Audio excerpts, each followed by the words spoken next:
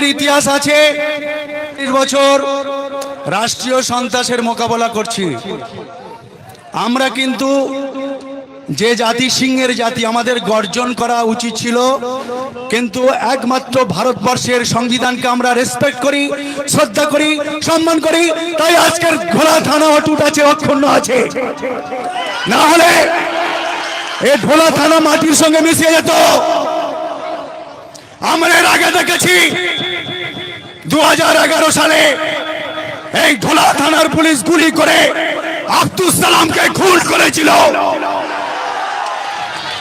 সেদিন আমি ইমতিয়াজ ভাই এসেছিলাম, এসডিপিও কাকদ্বীপ বসেছিল থানাতে, থানাটা তখন ওখানে ছিল, আজকের অন্যদিকে সরে গেছে। এসডিপিও বন্দুক নিয়ে দাঁড়িয়ে বলছেন, মেহরুল ভাই পাবলিক গুলি করেছে, আমরা মারিনি। আমরা বললাম, এসডিপিও সাহেব বোকা বানাবেন না, আমরা সেই মুসলমান নয়। ভাবছেন দাড়ি টুপি আছে বলে একেবারে গন্ডমূর্খ নয় আমরা, কারণ আইন আছে। মৃত্যুর আগে যদি মৃত বলে তার কণ্ঠ থেকে সত্যি কথা বার হয়। ওই আব্দুল সালামের মামা যখন কোলে করে আপনার জুমাই নস্কর নার্সিংহোমে নিয়ে গেছিল, পুলিশ বলেছিল ওকে ভর্তি করে না, তাই ওখান থেকে ডায়মন্ড হারবারে যাওয়ার পথে মৃত্যুবরণ করেছে। বলছে মামা থানার দুতলা থেকে গুলিটা এসছে। আমি বললাম, এসডিপিও সাহেব মৃত্যুর আগের বয়ান হলো মেন বয়ান। যে ছেলে মৃত্যু মুখে পতিত হচ্ছে সে বলছে ভোলা থানার উপর থেকে গুলি এসছে, আর আপনি বলছেন গুলি করেছে যে ছেলেটা গতকাল কেরলা থেকে এলো, ভোলাহাটে বাজার করতে এলো, গন্ডগোল হচ্ছে দেখে দেখতে গেল, তাকে পুলিশ গুলি করে মারলো। এই সেই ভোলা থানা, গোটা পশ্চিমবঙ্গের রেকর্ড আছে। চুরি করলো যারা, চুরি হলো যার, মহসিন মোল্লা কোনো কমপ্লেন করেনি, মহসিন আল্লাহর কোনো কমপ্লেন করেনি, পুলিশ অভিযোগ করেনি। আমি তার বাড়িতে শুনে, তার কাছ থেকে ঘটনার কথা শুনে সারা রাত ঘুমোতে পারেনি। যার বাড়ি চুরি হলো, চোর ধরা পড়লো, 12 বছর আর 14 বছরে দুটো সন্তান, তাদেরকে জিজ্ঞাসাবাদ করার পরে মিলে গেল তারা জিনিস ফেরত দেবে, তার বাপকে ডাকছে, বাপ পুলিশের সঙ্গে ঘটনা হয়ে গেল। ভাই আস্তে আস্তে, ভাই আস্তে, সম্ভব হলে গাড়ি পার করে দেন। ভাই গাড়িওয়ালা পিছনে যান, কিছু করার নেই, এটা জনতার আদালত। আবু সিদ্দিক হালদার শুধু তার বাবার সন্তান নয়, আমার আপনার ঘরের সন্তান। কি বলেন? আবু সিদ্দিক হালদার সবার, গোটা বাংলার, গোটা ভারতের। আবু সিদ্দিক কোন দলের নয়, আবু সিদ্দিক একটা ভারত মায়ের সন্তান, বাংলা মায়ের সন্তান। এর খুনির শাস্তি আমরা দৃষ্টান্তমূলক শাস্তি চাই। কি বলেন? শাস্তি চাই তো? রাজদীপ সরকারকে আমরা ছাড়বো না। ভাই সামান থেকে একটু এখানে একটু বসে যান, ভাই এখানে বসে যান, আমার ইউটিউব ভাইদের অসুবিধা হয়ে যাবে, একটু বসে যান, বসে যান।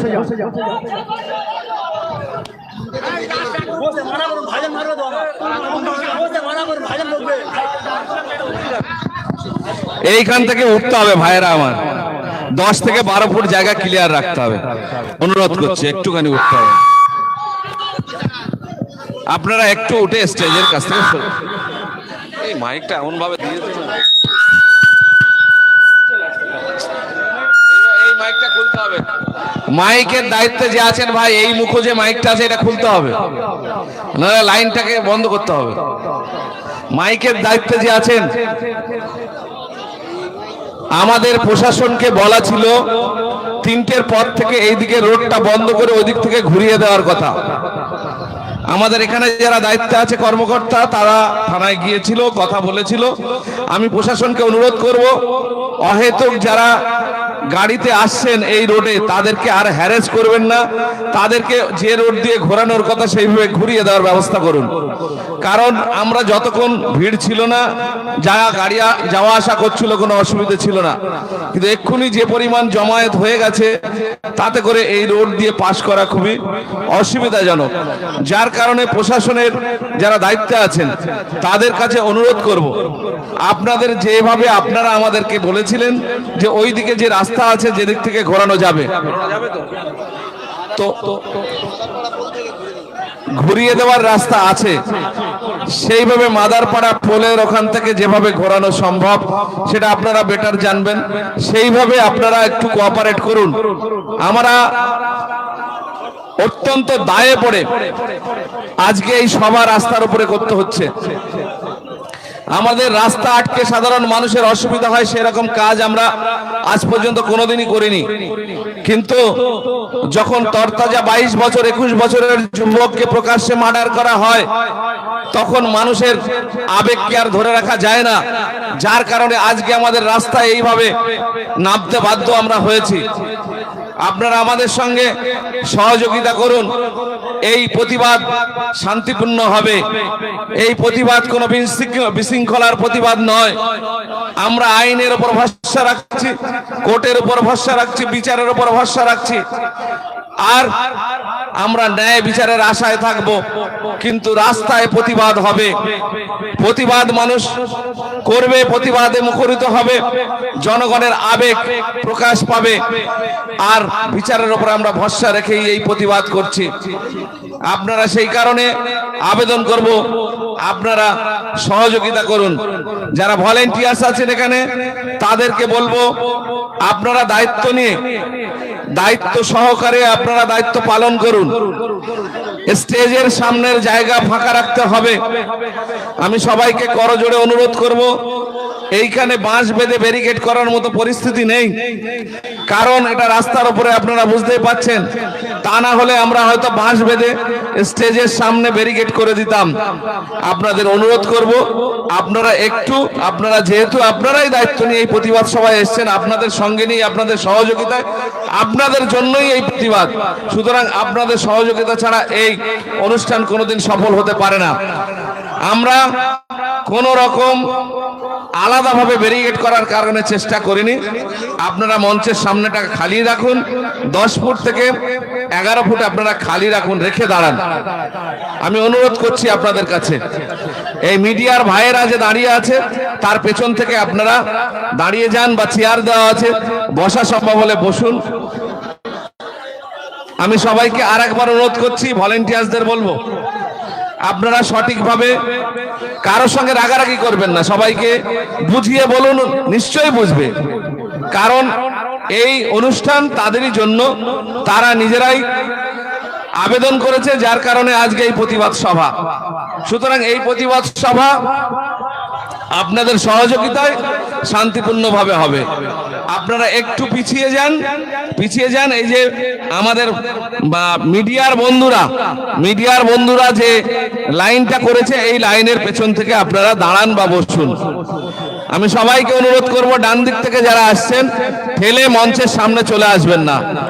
ডান দিকে যারা আছেন আপনাদের কাছে অনুরোধ করছি আপনারা একটু সরে যান, মঞ্চ সোজা ক্লিয়ার রাখুন।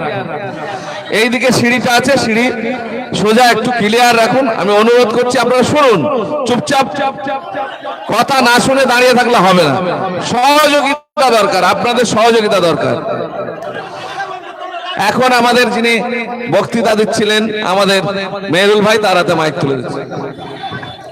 ভাই একটু অনুরোধ রাখুন, আমরা আবু সিদ্দিক হালদারের জন্য এসেছি, তো তার ন্যায় বিচার এবং তার আত্মা যাতে জান্নাতে যায় সেই জন্য আমরা একটু কথা শুনি। ভাই একটু কথা শুনি।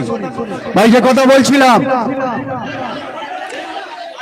ভাই আস্তে আস্তে আস্তে আস্তে আস্তে আস্তে মহব্বতের সঙ্গে। আমরা ঢোলা থানার পুলিশ রাজদীপ সরকারকে ছাড়বো না, একমত।